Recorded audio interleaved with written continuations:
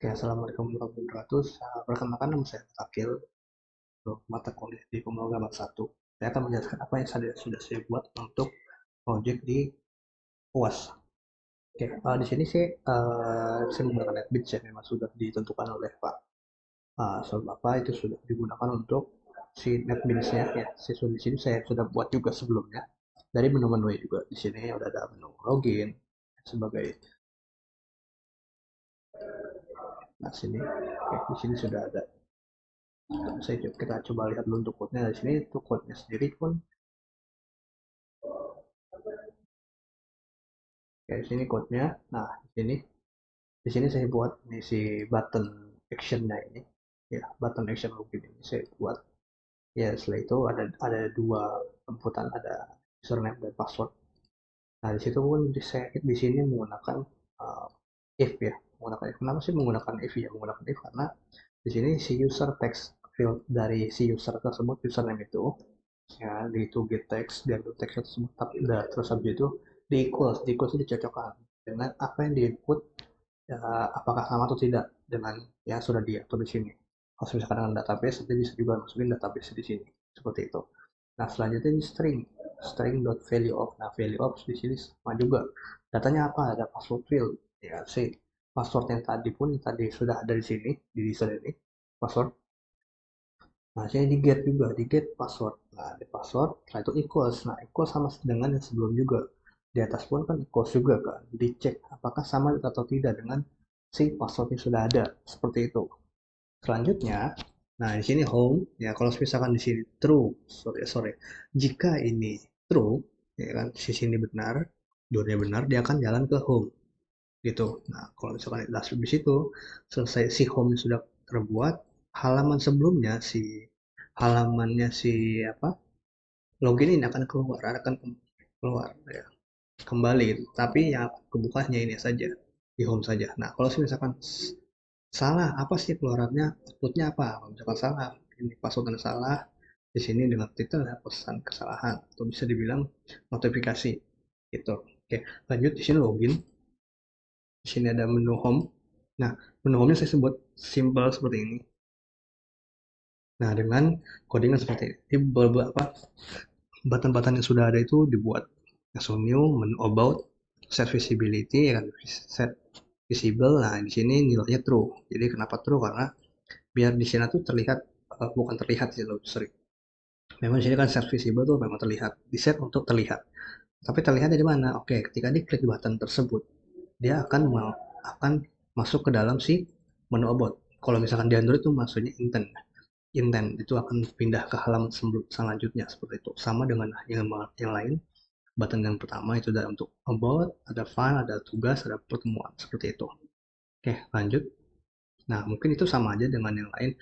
Ada about, file, pertemuan, dan tugas. Oke, di sini saya biar lebih rapi itu ada di sini saya membuat lagi package untuk pertemuan, tugas. Jadi biar lebih enak terlihatnya.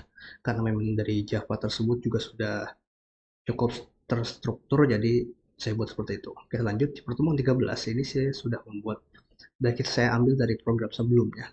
Ya, seperti itu. Oke, sebetulnya kalau saya jelaskan juga sudah saya pernah jelaskan juga di dalam forum diskusi. Di sana ada float, kita inisialisasi dulu, membuat apa sih data ini. Data variable ini si s ya kan, float parse, dan ini si text fieldnya. Di sini ada second, time, sama si untuk v itu aku lupa juga untuk v itu apa, kecepatan harusnya. Nah, ini sini rumus-rumusnya. Yang ini untuk yang pertama, rumus pertama ya kan. Ini jarak waktu dan kecepatan gitu kan. Dan kedua juga rumus kedua seperti ini. S sama dengan V kali T kan. Nah, selanjutnya di sini V kali S seperti itu. Nah, di sini pun intinya dia akan seperti apa, bagaimana sih? Ya kan di sini kok beda, di sini J label sini beda meter, di sini M per S gitu kan. Oh iya, iya. Kenapa sih? Ya karena ketika di setiap button itu dia perhitungan berbeda-beda. Di sini sudah ada kecepatan, jarak, dan waktu. Kalau misalnya kita klik 2 kali, di kecepatan itu masuk ke di sini. Seperti itu. Ya, dia akan untuk set text itu seperti ini. Set text ini ada di mana? Nanti set text itu ada di sebelah sini. Gitu. Oke, situ sudah. Si rumusnya sama aja, sama dengan situ. Oke, sorry. Yang ke-14 itu pertemuan 14. Di sini hanya untuk menghitung si nilainya tersebut ya. Nah, di sini pun sama. Di sini kenapa? Nah, di sini lumayan banyak di verifikasinya dulu. Kalau misalkan empty akan apa seperti itu. Ini pertemuan 14 dan 15 hampir sama. Bukan hampir sama sih, bisa dibilang sama karena hanya membedakan di sini saja. Untuk yang J option panelnya saja. Seperti itu. Di sini verifikasi lebih dahulu nih si inputan ini, form inputan ini kayak kehadiran, tugas, UTS, UAS dan realisasinya itu harus diisi dulu. Kalau misalkan itu diverifikasi terlebih dahulu apakah ada isinya atau tidak. Kalau misalkan tidak ada isinya, is empty, berarti di sini kan tidak true. Di sini false. Nah, dia akan menjalankan di mana dia akan menjalankan di false-nya. Di else-nya dia akan keluar sebetulnya. Sebetulnya akan seperti ini. Keluarannya ini. Ya kan set, ya kan sih peringatan. Semua field harus diisi. Seperti itu. Kalau misalnya itu dia akan return dulu. Kenapa dia return? Iya, karena jikalau dia akan sebenarnya kan dia sudah keluar nih si outputnya ini, si si peringatan ini sudah keluar, si warning message-nya sudah keluar. Selanjutnya ya kan pasti akan selanjutnya kan bahasnya kan kalau misalkan kita sebagai user akan isi lagi, oh ya salah udah oke, baru kita isi lagi, setelah itu baru dihitung. Setelah dihitung di sini baru diinisialisasi seperti yang sebelum juga sama. Nah di sini baru diangka per lebih besar dari R itu diverifikasi lagi. Nah, ini kehadiran melebihi realisasi. Sebetulnya sama dengan penjelasan akan dijelaskan di pertemuan 15 gitu. Ini dibuat jadi warning message juga peringatan. Nah, di sini ada untuk ininya, minimalnya ya met and minimal UASnya 100 100 100. Jadi bisa dibilang emang harus ada segini gitu. Nggak boleh gitu kan nih memastikan tugas UTS UAS diisi lebih dari 100 maka yang tersimpan adalah 100 gitu. Oke. Nah, lanjut di sini kenapa menggunakan if ya? Karena kalau misalkan keadaannya di sini kita mau verifikasi kalau misalkan nilainya tersebut nih di sini lebih besar sama dengan 80, dia udah pasti A. Kalau misalkan selanjutnya lebih besar dari 70, dia akan B, 10 bakal C, 50 D. Kalau misalkan memang tidak ada melebihi dari ini, misalkan 40, itu akan masuk ke dalam E seperti itu. Nah, setelah itu Asia ada menu home juga akan kembali ke menu home lagi. Seperti itu. Oke, kita lanjut untuk di pertemuan 15 sebenarnya sama juga. Sama dan kodenya juga sama, hanya perbedaannya di sini aja sebelum tadi sudah dijelaskan juga di pertemuan 14 ya. Jadi saya bisa lanjut aja sebetulnya. Dilanjut di sini ada yang kalkulator. Untuk tugas kalkulator ini saya buat seperti ini sama dengan yang sudah ada di e-learning ya sudah ada dibuat itu. Nah, di sini saya membuat di sini buttonnya itu di sini. Ini untuk tambah ya.